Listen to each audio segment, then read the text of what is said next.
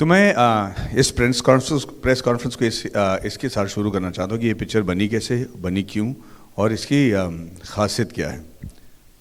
विक्रम वेदा नामक पिक्चर ख़त्म करके तमिल में जब मैं सोच रहा था कि मैं कौन सी पिक्चर बनाऊं, उस वक्त किसी ने मुझसे आके कहा कि भाई नंबी नारायण नामक एक इसरो साइंटिस्ट हैं। ये 2016 की बात है कि नंबी नारायण करके एक साइंटिस्ट हैं इसरो के, जो कि दिखने में बहुत अच्छे हैं। उनके एक मालदीवियन औरत के साथ अफेयर हो गई, दोनों पकड़े गए। उन्होंने इंडिया की जो रॉकेटरी सीक्रेट है उसको पाकिस्तान को बेच दिया, जिसकी वजह से उनको जेल में डाला गया, टॉर्चर किया गया। इंटरोगेशन के दौरान लगभग उन्हें जान से मार दिया गया। फिर भी वो बाहर निकले और उन्होंने ये साबित कर दिया कि वो बिल्कुल निर्दोष हैं। तो मैंने कहा बढ़िया है यार, good looking ISRO scientist, Maldivian औरतें, तो ये पुअर मैन जेम्स बॉन्ड की फिल्म बनेगी। तो हम इस तुच्छ और बहुत ही नीच इरादे के साथ मैं नंबी नारायण साहब से मिलने ट्रिवेंड्रम चला गया। जिस वक्त मैं उनसे मिला उस वक्त जैसे मुझे किसी ने जोर से चाटा मारा हो, क्योंकि नंबी नारायण से मिलने के बाद माधवन आफ्टर नंबी नारायण एक अलग ही इंसान बन गया। उस आदमी में जो तेजस थी, उसके चेहरे में जो रौनक के साथ जो दर्द था, उसकी आंखों में जो आंसू थे और उसके मतलब जो प्रेजेंस और ऑरा था, उसको देखते ही मैं समझ गया कि यहाँ कुछ गड़बड़ है। इस इंसान को सिर्फ इस स्पाई केस की वजह से नहीं जाना जा सकता, इनमें कोई तो बात है जो हम मिस कर रहे हैं। पर ये मुझसे बड़े अदब से मिले। उन्होंने मुझसे कहा माधवन साहब, मैं आपकी पिक्चरें देख चुका हूँ और आप बड़े अच्छे एक्टर हैं, मैं आपका फ़ैन हूँ। मैंने कहा बहुत अच्छा। और फिर हम केस के बारे में बात करना शुरू किया और वो एकदम आग बबूला हो गए। उनके होंठ काँप रहे थे। वो मुझसे कह रहे थे कि ये ऐसे इल्ज़ाम मुझ पर कैसे लगा सकते हैं, ये कैसे कह सकते हैं कि मैं देशद्रोही हूँ, ये केस को देखो, हम कहाँ थे, ये औरत कहाँ थी, ये वो। बड़े गुस्से में बात कर रहे थे, मतलब उनके चेहरे पे मतलब ठहराव ही नहीं था। मैंने कहा साहब आप इतना गुस्सा क्यों हो रहे हो, आपको तो मतलब निर्दोष साबित कर दिया गया, कोर्ट ने कह दिया कि आप निर्दोष हैं। और उन्होंने कहा खाक पता है यार, तुझे पता है, मुझे पता है, कोर्ट को पता है, पर आज भी आप मेरा नाम गूगल में डाल के देखो आता क्या है। और वो सही कह रहे थे। जब मैंने गूगल में उनका नाम डाला तो आया कि इसरो स्पाई केस नंबी नारायणन। कहता आज भी मैं स्पाई हूं, मेरे घर पे मतलब लोग लड़की नहीं देना चाह रहे यार। और मैंने कहा कि हाँ बिल्कुल सही बात है।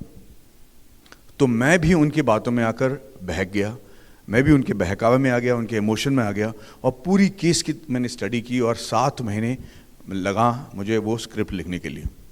7 महीने बाद भाई साहब जब मैं ये स्क्रिप्ट लेकर उनके पास गया तो बड़े खुश थे। वो पढ़े, नरेशन सुने। मैं भी बड़ा नर्वस आ गया था क्योंकि मैं पहली बार स्क्रिप्ट लिख रहा हूँ। और उन्होंने कहा कि ये सब तो ठीक है माधवन, लेकिन ये जगह जो है ना, यहाँ पे आप थोड़े चूक गए, क्योंकि इस वक्त ना मैं इंडिया में नहीं था, मैं प्रिंसटन में था क्रॉको के साथ। मैंने कहा 1 मिनट, आप प्रिंसटन कब गए? उन्होंने कहा यार मैं तो पहला आईवी लीग साइंटिस्ट हूँ ना इंडिया से, मैं प्रिंसटन में था क्रॉको के साथ। मैंने कहा प्रोफेसर लुईजी क्रॉको के साथ थे आप? उसने कहा हाँ।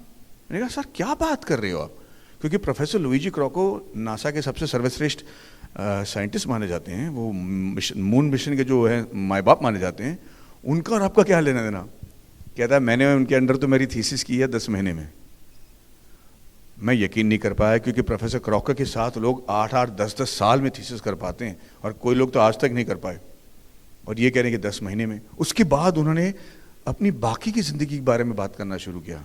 प्रिंसटन, फ्रांस, जहाँ पे वो 72 साइंटिस्ट को लेकर ये प्रिटेंड करते हुए गए हैं कि हम उनको फ्रेंच नहीं आती, लेकिन 3 साल से फ्रेंच सीख रहे थे, वहाँ पे जाके गधा मजदूरी करने के लिए, ताकि वहाँ पे जो वो लिक्विड इंजन बना रहे थे उसके बारे में वो सीख पाए।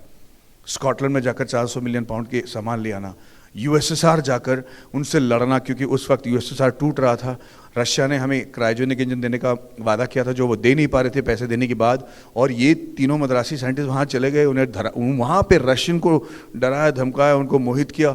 दिन में उनसे बातें कर रहे थे और रातों रात उरल एयरलाइन को मतलब पैसा देकर उन्होंने क्रायोजेनिक इंजन वहाँ से कैसे स्मगल करके वहाँ पाकिस्तान इंडिया लाया। मैंने कहा यार मैं तो यहाँ एक छोटे से चीप जेम्स बॉन्ड की फिल्म बनाने आया था, यहाँ तो आप जेम्स बॉन्ड के बाप निकले। ये वाकई में सच है क्या? मैंने कहा मैंने आपकी किताबों को पढ़ा है, पर यहाँ पे कहीं पर भी इसका जिक्र नहीं है।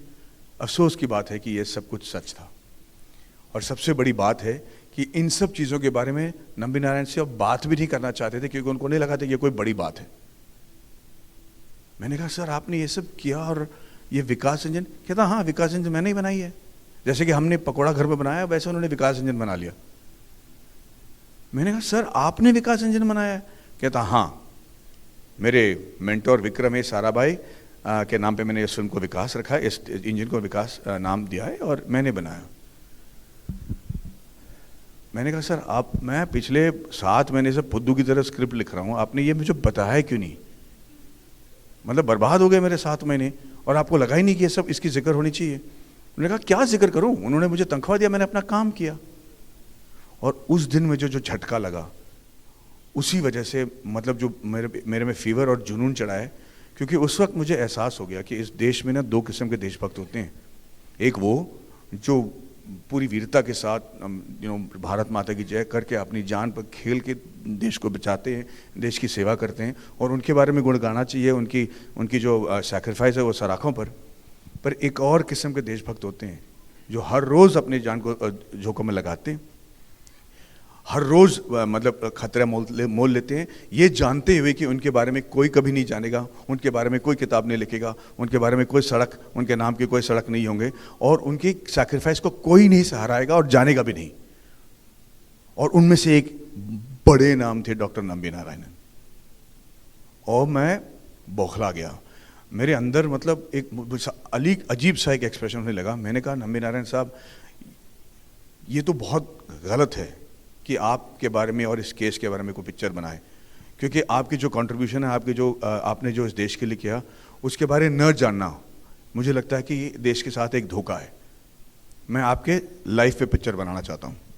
और मैंने कहा कि अगर आपको लगता है कि मैं आपके लिए एक ऐसी फिल्म बनाऊंगा जहाँ पे आपको मैं मर्यादा पुरुषोत्तम ठहराऊंगा, आपके कोई अवगुण नहीं दिखाऊंगा, आपको मैं मतलब एकदम सीधे साधे दूध में धुले हुए इंसान होंगे जिसके बारे में ये कहा जाएगा कि देश ने इनके साथ धोखा किया, तो मैं उस टाइप का फिल्म मेकर और कहानी बनाने वाला नहीं हूँ। मुझे ये बताइए कि आप में अवगुण क्या हैं, आप कैरेक्टर फ्लॉज क्या हैं, आप में हैवानगिरी क्या है, आपने ऐसा कुछ किया है जो इंसान मतलब डर जाए आपको देखकर। मैंने कहा कि आपने किसी औरत के साथ सोया है, कि आपने अफेयर की है, बताइए। 75 साल के एक उम्र इंसान से मैंने ये डायरेक्ट पूछा, 2 बजे थी। मैं जानना चाह रहा था कि ये अपने आप के बारे में क्या सोचते हैं और किस तरीके से रिएक्ट करेंगे। आमतौर पे किसी 75 इंसान के आदमी से आप कहेंगे तो वो कहेंगे चलो भैया आप अपना तमीज़ से बात किया करो, क्या बात कर रहे हो। पर नंबी नारायण साहब 1 सेकंड के लिए भी झिझके नहीं। उन्होंने कहा मेरे अवगुण के बारे में जानना चाहते हो, लो बताता हूँ।